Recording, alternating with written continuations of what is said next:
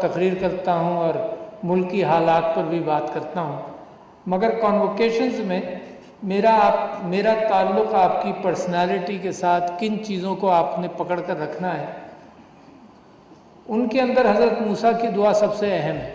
For any graduating student اس سے بہتر دعا نہیں ہو سکتی، فار اینی پرسن اس سے بہتر دعا نہیں ہو سکتی، for any person who's graduated 40-50 years ago اس سے بہتر دعا نہیں ہو سکتی کہ اور وہ دعا کب مانگی؟ وہ دعا جب مانگی جب حضرت موسیٰ کو اللہ سبحانہ و تعالیٰ نے کہا کہ جاؤ فرعون کے دربار میں اور وہاں دعوت دو۔ اب فرعون کے دربار میں جا کر دعوت دینا پریشان ہو گئے وہ۔ فرعون کے مصر سے حضرت موسیٰ نکلے جب تھے، جب ان کے ہاتھ سے ایک ظالم فرعونی کا قتل بھی ہوا تھا، تو وہ جاتے ہوئے گھبرا رہے تھے، تو اللہ تعالیٰ نے ہمت بندھائی، تو نے کہا موسیٰ ہم تمہیں 7 طاقتیں دیں گے، جس میں سے ایک آپ نے پڑھا ہوگا عصائے موسیٰ، دوسرا یہ کہ موسیٰ تم اپنا دایاں ہاتھ بغل میں رکھو گے تو نکالو گے تو اس میں سے روشنی نکلے گی۔ بہت ساری ایسی 7 معجزے حضرت موسیٰ کو دیے گئے، پھر بھی حضرت موسیٰ گھبرائے ہوئے تھے۔ اور جو حضرت موسیٰ کی بائبل میں عکاسی ہے وہ کچھ اس طرح سے ہے کہ اللہ تعالیٰ سبحانہ و تعالیٰ نے فرمایا، اور یہ ذکر ہے ایک صحرائے سینا کے اندر سینٹ کیتھرین کا چرچ ہے، تو عیسائی مذہب والے یہ سمجھتے ہیں کہ وہاں حضرت موسیٰ کی یہ گفتگو اللہ سبحانہ و تعالیٰ سے ہوئی، اور بائبل کے اندر اس کا ذکر ہے کہ برننگ بش، کہ وہ جھاڑی میں سے آگ نکل رہی تھی مگر جھاڑی جل نہیں رہی تھی، اللہ کا نور نظر آ رہا تھا۔ اور اللہ تعالیٰ بائبل میں ہے کہ فرماتا ہے کہ تم چپلیں اتار کر بیٹھو کیونکہ یہ سیکرٹ جگہ ہے۔ تو حضرت موسیٰ کی 2 چپلیں جو رینیسانس نے حضرت موسیٰ کی عکاسی کی، اس میں 2 چپلیں ان کے ساتھ رکھی ہوئی ہیں۔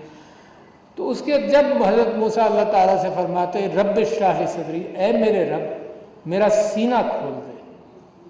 اچھا، یہ دعا actually you gone through that, آپ کا سینہ علم کے لیے کھولا گیا ہے، صرف کھولا گیا ہے۔ سینے میں جذب کرنا اور سینے میں مزید علم تلاش کرنا یہ آپ کے اوپر منحصر ہے۔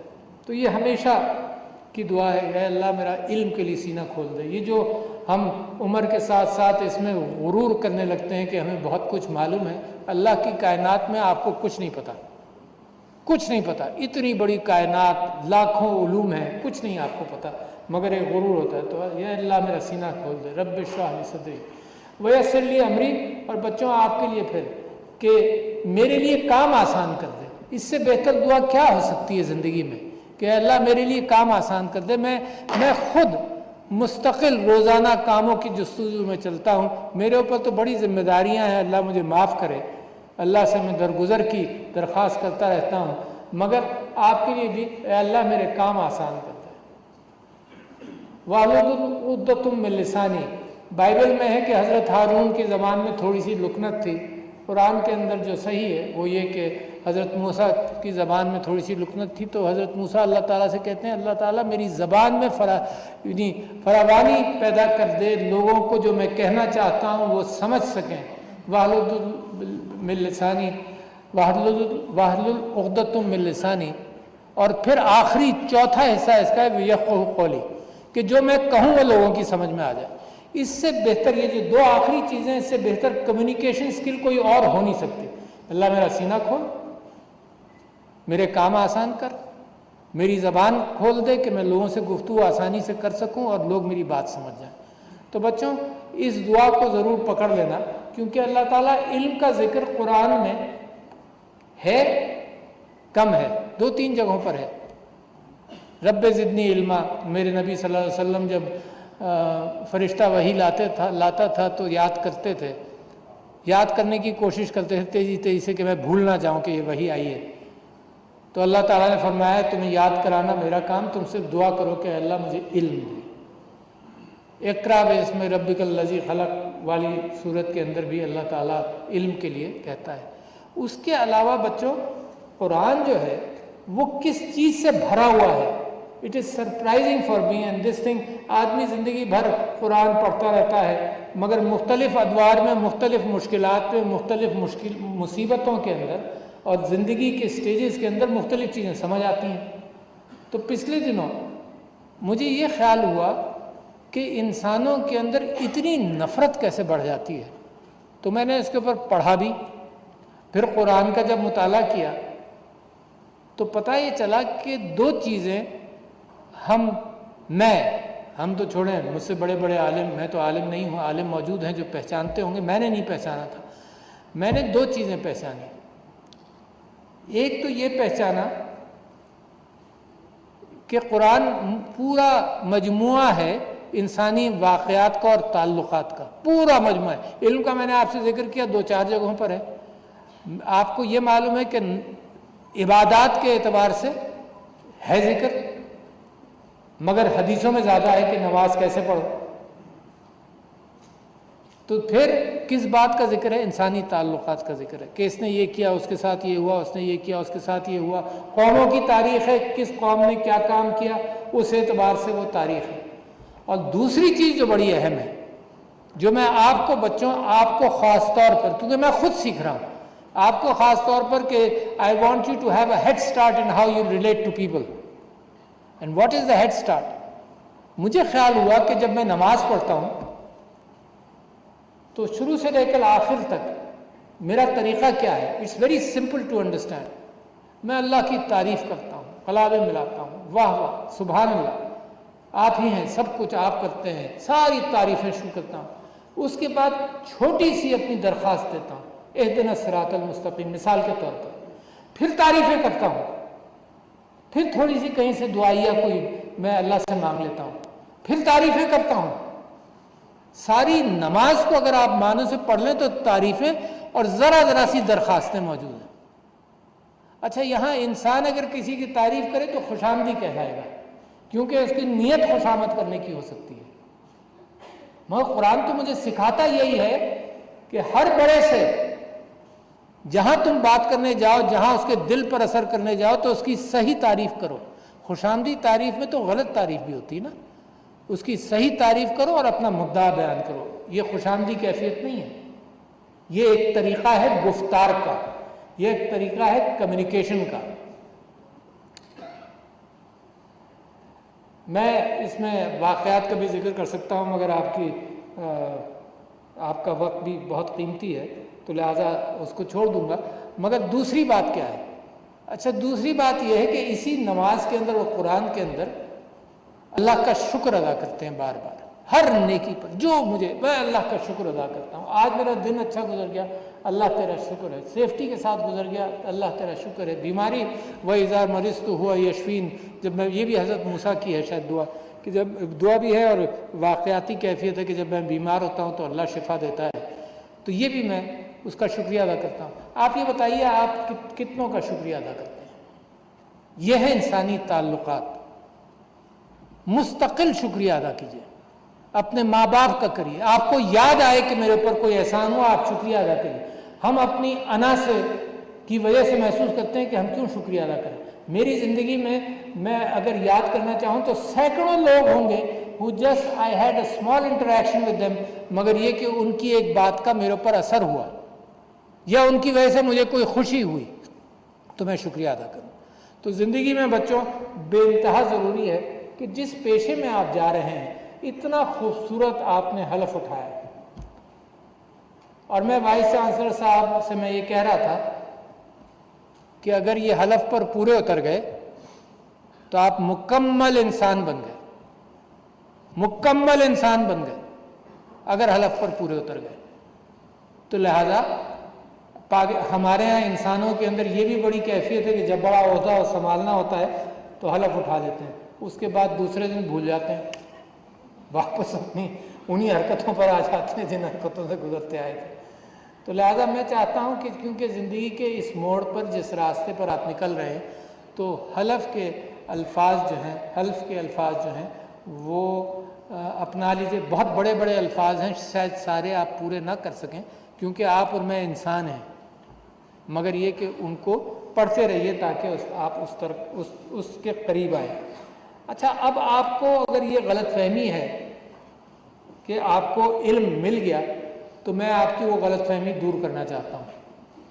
آپ کے استادوں نے صرف دروازہ کھولا ہے آپ کے لیے، آئی آنیسٹلی بلیو دیٹ، اور خاص طور پر بیماریوں کے حوالے سے صرف دروازہ کھولا۔ You have no idea what the human body is all about.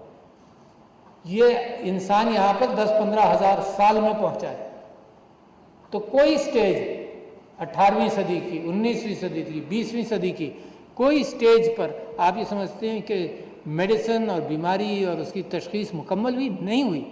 اس کے بعد ہر ڈیکیڈ میں آپ کی ترقی ڈبل ہو گئی، اور اب زمانہ اور بدل رہا ہے۔ Let me open your eyes to different phenomena.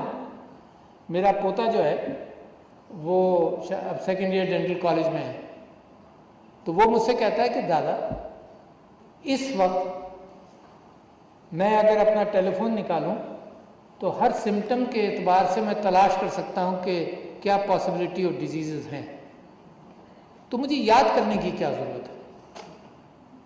And that's a valid question کہ میں یاد کیوں کروں جب every thing is an access. میں یاد اس لیے کرتا ہوں، میں نے یاد اس لیے کیا کہ جب کوئی مریض میرے پاس آئے تو بجائے اس کے کہ کتابوں کو کھنگالوں، کتابوں کے وہ چیپٹرز نکالوں، اس بیماری کے سمٹمٹالوجی دیکھوں، ڈفرینشیل ڈائگنوسس تلاش کروں، تو میں اپنی ریم کے اندر یہ ساری چیزیں میں نے یاد رکھی۔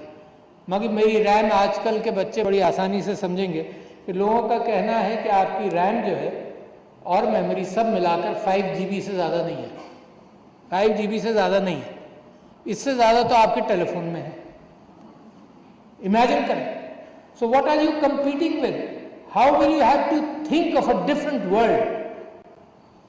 سو یہ جو تعلیم آپ کو ملی ہے، یہ جب ملی تھی اس کے 1 ہفتے بعد یہ دقیانوسی ہو گئی ہے، because the world is changing very fast. Let me remind you.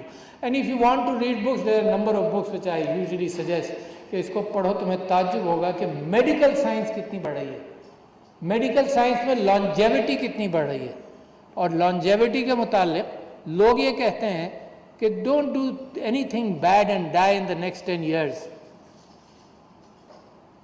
کیونکہ ہر سال لانجیوٹی کے سمجھایا جاتا ہے کہ 1 سال بڑھ رہا ہے لانجیوٹی کے اعتبار سے۔ کیونکہ سائنسز بڑھ رہی ہیں۔